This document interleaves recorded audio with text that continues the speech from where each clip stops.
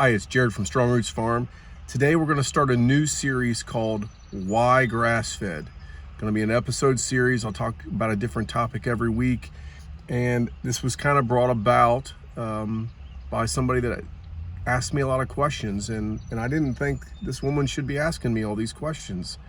Her husband's a doctor, and I kind of thought she should know a lot of this stuff. She's smart. But I get questions all the time from people, and so I thought I'm going to start making videos to talk to people, give people education about why we do what we do. And it's going to come from three main points. It's going to come from the farmer's aspect, if you're looking to get into farming or if you're farming now, why we chose grass-fed. It's going to look from the consumer's part, why you should eat grass-fed meat or not. And then the last one is the political side, which I don't like talking about politics, but I didn't have another title really. It's more the environmental, water, all the different things that can come apart, laws, all those things that we can talk about. It's all going to be revolved around that. But each week I'm going to take one little topic and go over that. And so today is episode 1, coming up right after this.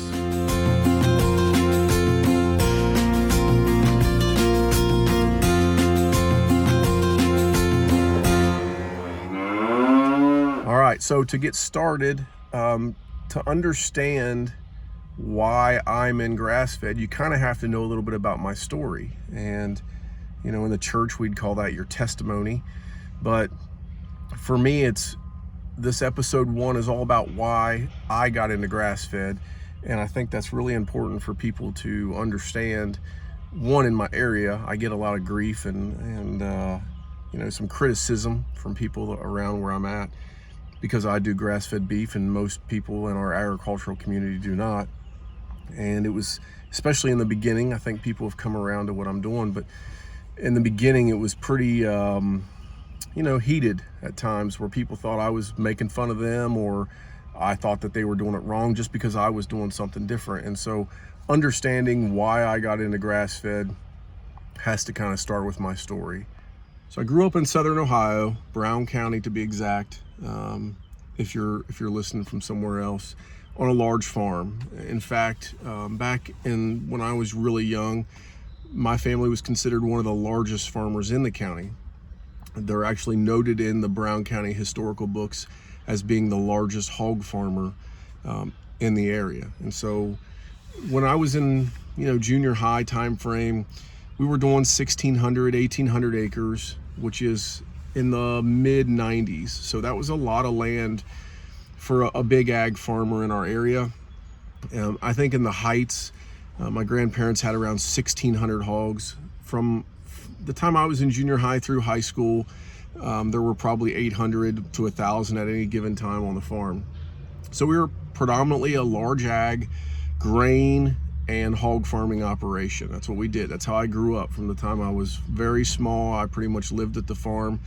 And you know, you go out and feed and do the normal farm chores, and grew up really early driving things you weren't supposed to be driving, trucks on the road and grain carts and combines. And you know, I look at my kids and I'm like, there's no way I would allow my 12-year-old to do some of the things that I was allowed to do. But when you grow up in it, that's who you are. And so that's how I grew up, and that's all I knew. And my grandparents decided that they were going to get out of the hog business sometime my junior, maybe sophomore year of high school. They decided they were going to get out of the market. It wasn't doing very well for them. The prices were really low at one point in time. And so even though they were considered one of the largest hog farmers, if not the largest at that time in the county, they also were contributed with being one of the founders of our Pork Producers Association in the county. They were very well known.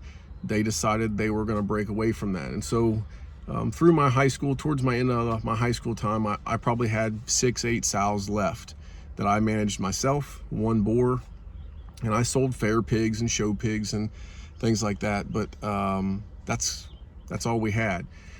Right at the end of high school, my grandparents told me that they did not want me to farm. There was this sit-down conversation, just my grandparents and myself, and said this was not the life for me. They were not going to allow me to do this. In fact, my grandfather told me I need to go away. I need to go do something else with my life, that farming was not going to be that aspect that they were going to sell out. And so this was a huge turning point in my life. And a lot of people in our county, didn't understand what I was going through, didn't understand what was actually told to me. And most of this, if you're from around here, may be new news to you. You may have never heard this side of the story, where I wanted to farm. That's what I thought I was going to do. I quit playing sports in order to help the family farm, but then it was, nope, this isn't for you. We're selling out, and you need to go do something else. At this point in time, I had to make a decision. All of a sudden, I thought I was going to be a farmer, but I had to kind of change my plans. And so I'd always wanted to join the service. I grew up in a very patriotic family. My grandparents, both sides, were in the service. And so I decided I was going to join the Army, and it was one of the greatest decisions of my life. I loved the Army. After I got out, I kind of even regretted getting out. It's where God led me, but I was very good at it, and I still am very close with many of my battle buddies that I was in the Army with. But it was a great experience for me. And so overarching view of that is had my grandparents not decided to sell the farm, I wouldn't have went to the service. And so there was a huge blessing there that I got to experience that. So I got out, come home. My wife and I, Jenny, got married. We'd been together since high school, and so we get married and we get started. And this is kind of where the journey begins on grass-fed. I went to college at a small D3 school, private school. My wife also went to the same college, and I went to school for health and physical education and sports medicine, which was a very weird field for me. I didn't really know what I wanted to do. I was a combat medic in the Army.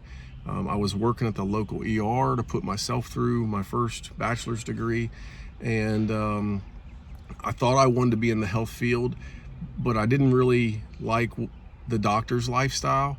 I didn't want to work nights and weekends and every holiday, and I experienced that, but I loved the ER and all the things that went along with that. I made this decision that through college that I could be a better educator, that I could learn health. I was very health focused, and be an educator and focus on those things. And so that's what I did. And so for 4 years, I studied in depth, very detailed, the body, the chemistry, all the things that went along with that, and got very in tune with health and how I was treating my body and how other people should treat their body, how we should eat, which led into the rabbit hole, which if you've ever studied it out, you know what I'm talking about.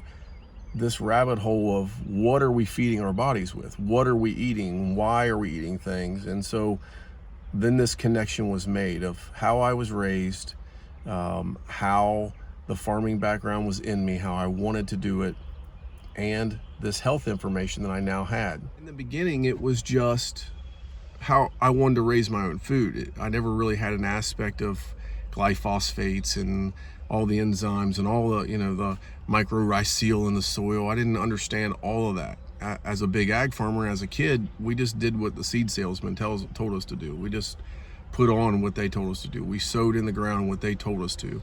And it seems like that's what I'm learning a lot of guys do.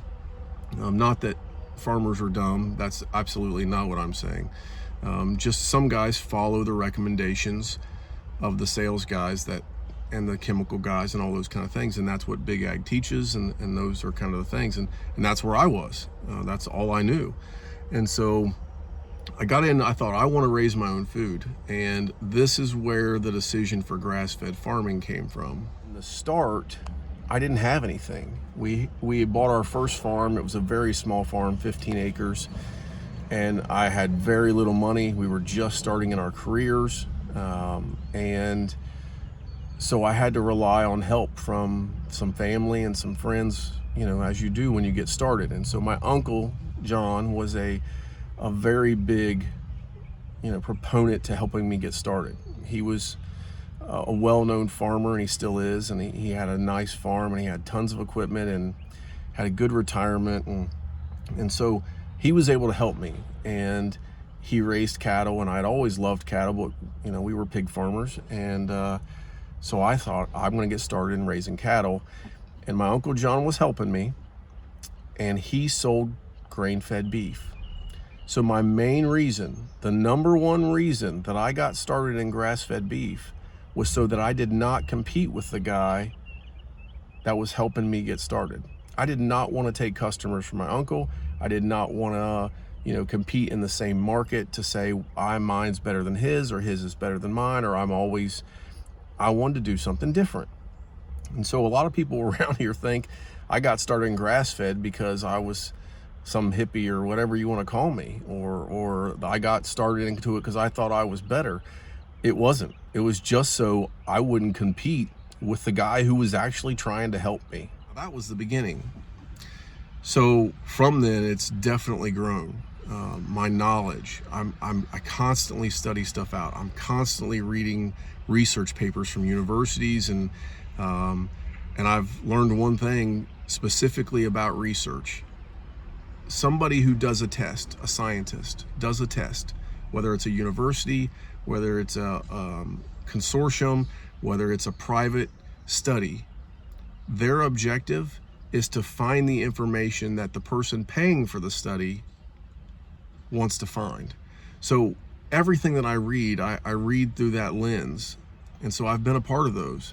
And everything I read through those lenses. And so when I started studying all this stuff out, learning about the health of the land, learning about, what was better for our bodies, it continued to grow. And it's like, I started in grass-fed for one reason, but it's completely grown into something different. And it was almost out of luck that I got into the right thing, or I chose the right thing in the beginning that I now believe today. I don't believe the things that I believe because it's what I sell. I'm not a salesman. I'm not a used car salesman. If nobody buys from me, I'm fine. I will work my job, I will homestead, and I'll feed my family good food, and you guys can all go do whatever you want to do.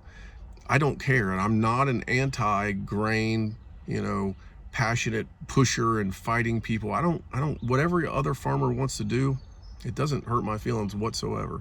He has the right and the freedom, which comes back to kind of my military thoughts, to do whatever he wants to do on his land. But I got into this field, and I studied and studied and studied, and found that I was doing the right things, and I've grown significantly. Now I have these passions and this knowledge and this focus on what I'm doing to make it even better. And now that I'm seeing young people wanting to get into farming, but it's so hard, and we see every year that the average age of the farmer goes up, there's a great opportunity to get into a market of farming through grass-fed meats. And that's what this series is going to be about. One, why should you eat grass-fed meat? Why should you focus on that? Why it's good for the environment, how it can bring back the small town American farmer, which I'm very passionate about, and how young people who have a farming background or have zero farming background, how they can get into farming through this type of a product. And so that's what this whole series is going to go over. Every week I'll have a different little topic, kind of talk about that. And I'm going to start the very second episode number 2. I'm going to go into the things about farming. So if you're in this for the health and you want to learn why you should eat grass-fed, I will give you that data. I will do the research for you. I will show you the research studies. If you want to get into it for how do I get into farming and how do I raise some animals, you can watch the rest of my channel, of course. But it will also give you the reasons if you're trying to make the decision of what to do, why. The answer will not always be grass-fed. I will tell you there are some reasons to have a grain-fed operation, and I'll go over all that stuff with you. I have a very unbiased view because I've been in both sides. I see both sides. I see the point and the health of both sides. Not everybody needs to eat 100% grass-fed. The political side is going to be a little touchy because some of my environmental views are very different from some of the stuff that we see. I believe in God. I believe God created the heavens and the earth. I believe the Bible. And I do not believe that this world is going to perish because of cow farts, as ridiculous as that sounds. And so I'm going to talk to you about environmental aspects. I do believe there's runoff issues. I do believe there's issues with overcrowding and different things. I do believe there's a lot of political issues that play into our food system, and I'm going to talk a little bit about those in small pieces. So labeling is a big issue. What things mean, how the USDA, when somebody finds something to make a profit on, the USDA puts a description on it, and then people twist it or touch those lines just to, be profitable, just to take that niche market and take it away from a smaller guy perhaps. So I'm going to talk about those things as well.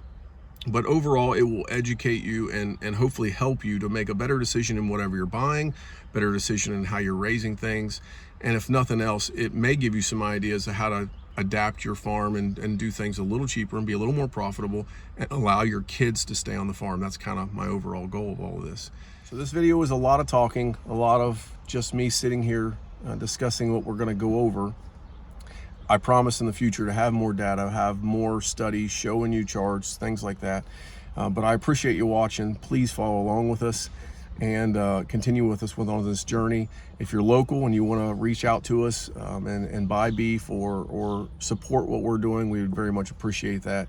And we do it. If not, I encourage you to find a local farmer. And so if you're not a farmer, but you're interested in this stuff, you should definitely connect with somebody local. That's the only way. And you'll find over all these videos I'm going to do, that's the only way to really know 100% sure what you're eating, is to connect with somebody local, support the local guy, however he's raising them, support your local farmer. And that's a big deal, especially if you have a young farmer trying to get in. They need support. It is not an easy game. This is not a get rich quick scheme. And so farming is tough. It is hard work. It is weather dependent. You sell at wholesale, but you buy at retail. It's the only business that's like that. My grandparents used to say farming is an 8-hour day, 8 hours before lunch and 8 hours after lunch. And that's true. And so anytime that you can support your local farmer, that's what you should do. And so I encourage you to reach out and to start focusing on that and start to do that. Thanks for watching.